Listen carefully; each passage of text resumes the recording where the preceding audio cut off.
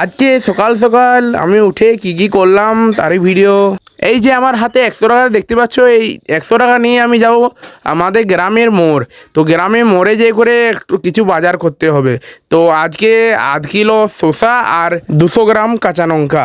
এই যে আমার সাইকেলটা এখানে রেখেছি, তো আমি এখানে এসে করে সাইকেলটা নিয়ে নেব।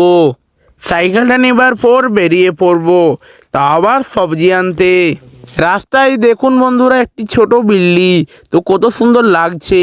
এই বিল্লিটাকে যদি পছন্দ লাগে তো একটা লাইক সাবস্ক্রাইব করে যাবেন। আর বন্ধুরা আজকাল দেখছি আমার ভিডিওর মধ্যে বেশি লাইক দিচ্ছ না, তো একটু বেশি বেশি করে লাইক করবে। আপনাদের সঙ্গে কথা বলতে বলতে আমি মোড় চলে এলাম। তো এবারে সবজি কিনবো।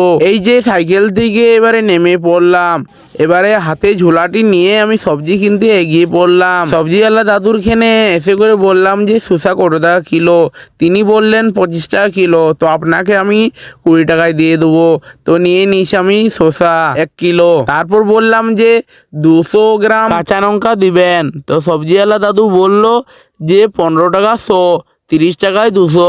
আমি বললাম না, 30 টাকায় 200 নেবো না, 25 টাকা 200 হলেই দেবেন। তো আমাকে দিয়ে দিল। আমার হাতে আছে এখন 55 টাকা। তো এটাই বেঁচেছে। তো ভিডিওটা কেমন লাগলো একটু কমেন্টে বলে যাবেন।